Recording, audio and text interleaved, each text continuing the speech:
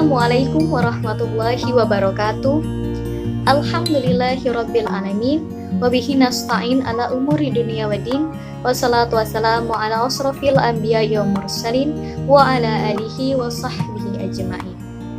Rabbi shrah li sadri wa yassir li amri wa hlul 'uqdatam min lisani yafqahu qawli. Amma ba'd. Puji bagi Allah, Tuhan semesta alam, yang mana pada hari ini kita dapat melaksanakan kuliah walaupun dengan cara daring. Sholawat beriring salam tak lupa kita haturkan kepada junjungan kita Nabi besar Muhammad SAW beserta para sahabat dan pengikutnya hingga akhir zaman. Amin amin ya robbal alamin. Yang terhormat kepada Dr. Huraira SHG MPDI selaku dosen mata kuliah pengelolaan pembelajaran, dan tak lupa teman-teman yang saya sayangi. Baiklah, perkenalkan kami dari kelompok 5 akan mempresentasikan makalah kami yang berjudul Faktor-faktor yang mempengaruhi keberhasilan belajar mengajar.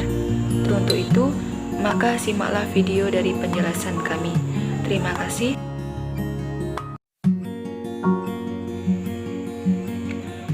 Baiklah, langsung saja. Di sini saya sebagai pemateri 1.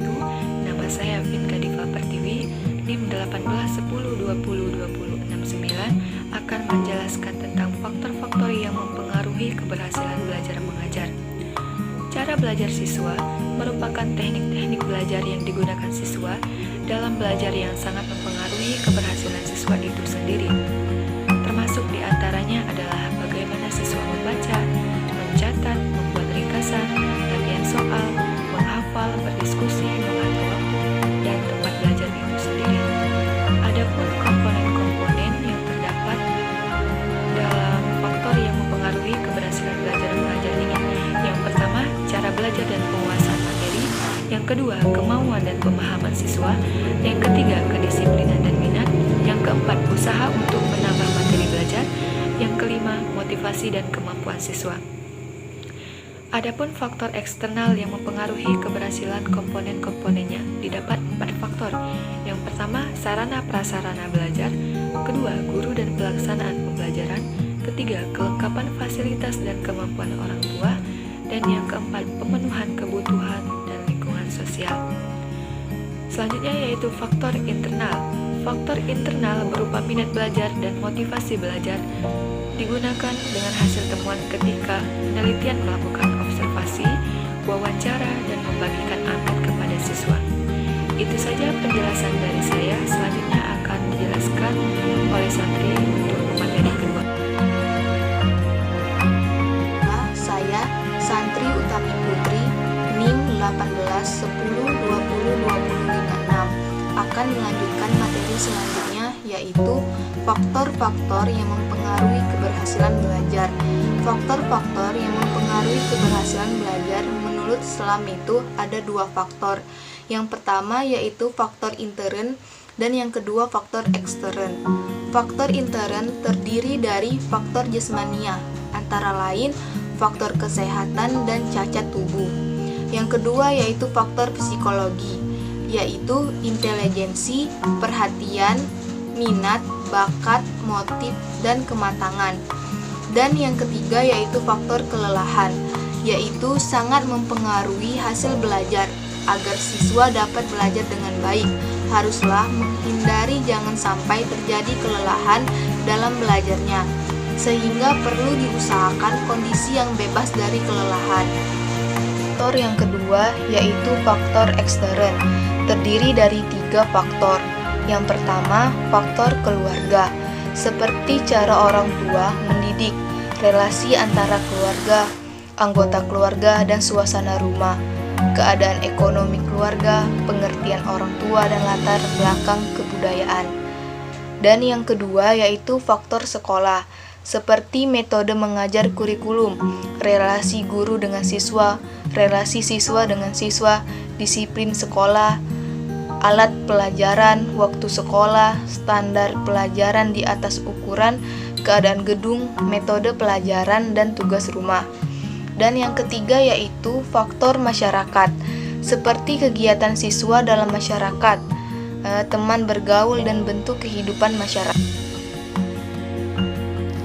Baiklah, saya Tri Anggi Nur Huda, NIM 1810202065 akan melanjutkan dari pemateri selanjutnya, yaitu tentang faktor pendukung keberhasilan belajar. Faktor pendukung keberhasilan belajar ini ada dua.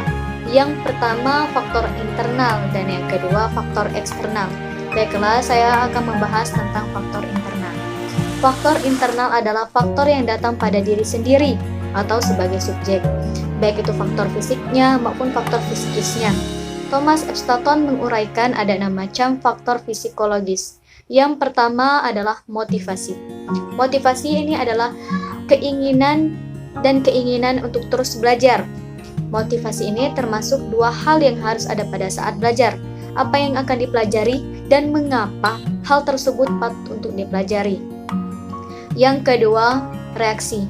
Reaksi di dalam kegiatan belajar diperlukannya interaksi fisik maupun mental. Sebagai wujud reaksi, belajar harus aktif, tidak hanya apa adanya, menyerah pada lingkungan, tetapi semua ini harus dipandang sebagai tantangan yang memerlukan reaksi. Yang ketiga, faktor konsentrasi. Faktor konsentrasi ini adalah sebagai pemusatan segenap kekuatan perhatian terhadap suatu situasi belajar. Yang keempat, organisasi. Organisasi belajar dapat dikatakan sebagai kegiatan yang mengorganisasikan, menata, atau menetapkan bagian-bagian bahan pelajaran ke dalam suatu kesatuan. Yang kelima, pemahaman. Pemahaman dapat diartikan sebagai menguasai sesuatu dengan pemikirannya. Yang keenam adalah ulangan. Ulangan ini untuk mengatasi kelupaan. Diperlukannya ulangan, mengulang-ulang suatu pekerjaan ataupun fakta yang sudah belajar, membuat kemampuan subjek untuk belajar mengingatnya akan semakin bertambah. Terima kasih. Selanjutnya akan disambung dengan Baiklah, saya Meli Anjarika, NIM 1810202043 akan melanjutkan materi yaitu tentang faktor-faktor yang mempengaruhi keberhasilan belajar mengajar. Selanjutnya yaitu faktor eksternal. Faktor eksternal adalah faktor keberhasilan belajar yang ditunjang oleh faktor-faktor yang berada di luar subjek pribadi belajar. Dalam hal ini, tentunya beberapa hal diantaranya faktor guru, keadaan lingkungan, media yang digunakan. Guru sebagai sosok sentral dalam kegiatan pembelajaran tentunya merupakan sosok yang sangat berpengaruh terhadap belajar siswa, utamanya menggunakan jalur pendidikan formal. Keadaan lingkungan seperti penerangan, kenyamanan, ada musik latarnya, kondisi yang kondusif untuk belajar. Karena itu, keadaan lingkungan sekitar dalam belajar dapat direkayasa sedemikian rupa untuk keberhasilan belajar. Media pembelajaran adalah segala sesuatu yang dapat digunakan untuk mengakses situs pembelajaran.